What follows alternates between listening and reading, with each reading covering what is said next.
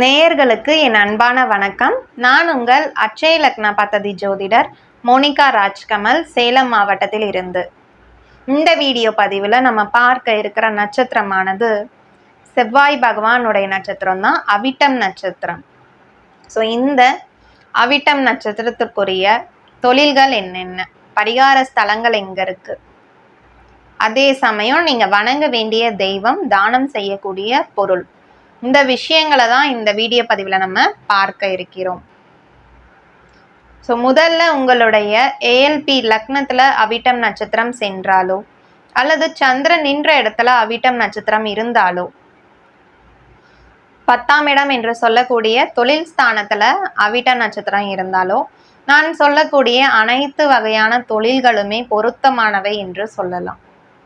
முதல்ல என்னென்ன தொழில் அப்படிங்கிறத பார்ப்போம்.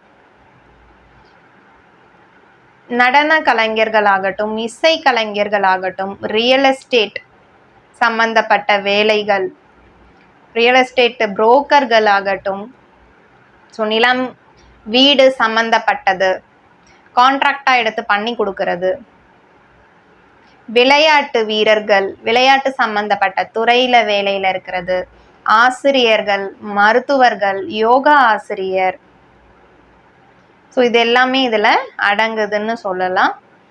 அடுத்து கோழி வளர்ப்பு, கால்நடைகள் வளர்க்கிறது, அதை விற்பனை செய்கிறது, ஸோ இது சம்மந்தப்பட்டதுமே இதில் மிக பொருத்தமானவை அப்படின்றத சொல்லிக்கலாம். அடுத்து பார்த்தீங்கன்னா வாகன ஓட்டுநர்கள், காவல்துறை, சமையல்காரர்கள், ஸோ இவங்களுமே இந்த சம்மந்தப்பட்ட துறைகளுமே இதில் அடங்குதுன்னு சொல்லலாம்.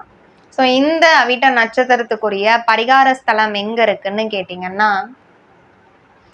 பிரம்ம ஞானபுரீஸ்வரர் சன்னதி, தாராசுரம் அந்த ஊரில் தான் இருக்குது இந்த கோவில் சன்னதிங்கிறது. கண்டிப்பாக அவிட்டம் நட்சத்திரம் நாள் அன்னைக்கு இந்த சன்னதிக்கு போயிட்டு வந்தீங்கன்னா உங்கள் தலையெழுத்தே மாறிடுன்ற ஒரு நூல் சொல்லியிருக்கு, எழுதப்பட்டிருக்கு.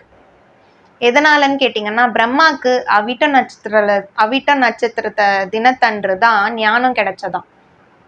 ஸோ அதனால் நம்ம இந்த ஒரு கோவிலுக்கு அவிட்ட நட்சத்திரத்தன்னைக்கு போய் வழிபாடு செஞ்சுட்டு வந்தீங்கன்னா உங்கள் தலையெழுத்தே மாறிடும் அப்படிங்கிற ஒரு விஷயத்த சொல்லியிருக்காங்க. ரொம்ப பழமை வாய்ந்த கோவில். கண்டிப்பாக உங்களுடைய தொழில் ஸ்தானத்தில் லக்னத்துலையோ அவிட்ட நட்சத்திரம் சம்மந்தப்பட்டுச்சுன்னா தாராளமாக ஒரு தடவை இந்த கோவிலுக்கு போயிட்டு வாங்க. கண்டிப்பாக ஒரு மாற்றம் அப்படிங்கிறது நிகழும் என்று சொல்லலாம். தீராத பிரச்சனைகள் தீரும், குடும்பத்தில் அதாவது கணவன் மனைவிக்கிடையே இருக்க பிரச்சனைகளும் தீரும், தொழில் சம்பந்தப்பட்ட தடை இது எல்லாமே தீர்த்து கொடுப்பவர் இவர் பிரம்மா. ஸோ கெட்டியமாக பிடிச்சிட்டு வேண்டிக்கோங்க, கண்டிப்பாக நிவர்த்தி செஞ்சு கொடுப்பாரு. அடுத்து நீங்கள் வணங்கக்கூடிய தெய்வம் அப்படின்னு பார்த்தீங்கன்னா, சிவன் கோவிலில் இருக்கக்கூடிய முருகப்பெருமானை கண்டிப்பாக திங்கட்கிழமை தோறும் வழிபாடு அப்படிங்கிறது செய்யணும். ஸோ அந்த வழிபாடு செய்ய தான் உங்களுக்கு தொழில் வளர்ச்சி அப்படிங்கிறது மேம்படும். தானம் செய்யக்கூடிய பொருள், அடுத்து தானம் செய்யக்கூடிய பொருள் எதுவென்று கேட்டிங்கன்னா அவரை.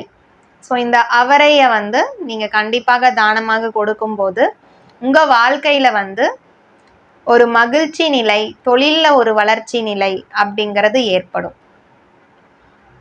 ஸோ பாரம்பரிய ஜோதிடராக இத்தனை வருடங்கள் பார்த்துட்டு இருந்தேன். இப்போது ஏஎல்பி ஜோதிடராக கன்சல்டேஷன் பார்த்துட்ருக்கேன், ஆன்லைன் கன்சல்டேஷனும் பார்த்துட்ருக்கேன், நேரடியாகவும் கன்சல்டேஷன் பண்ணிகிட்ருக்காங்க. ஸோ ஆன்லைன் கன்சல்டேஷன் பார்க்கணுன்னு நினைக்கிறவங்க ஸ்க்ரீனில் இருக்க என்னோடய காண்டாக்ட் நம்பரை கால் பண்ணுங்கள்.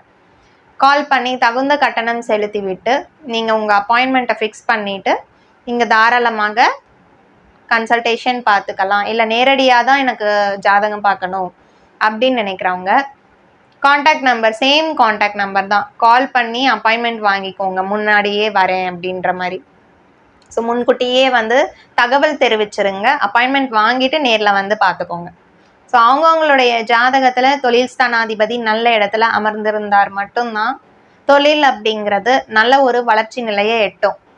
இல்லைன்னா சின்ன சின்ன பிரச்சனைகள், கடன் பிரச்சனை, பார்ட்னர்ஷிப்னால பிரச்சனை. ஸோ இது சம்மந்தப்பட்ட பிரச்சனைகளை உங்களை சிக்க வச்சிரும் என்று சொல்லலாம். ஸோ உங்களுக்கு நட்சத்திராதிபதி, லக்னாதிபதி, தொழில் ஸ்தானாதிபதிலாம் நல்ல இடத்துல இருக்காரான்னு ஜோதிடர்கிட்ட ஆலோசனை பெற்றுக்கொண்டு சுய தொழில் அப்படிங்கிறத ஆரம்பிச்சுக்கோங்க. நன்றி, வணக்கம்.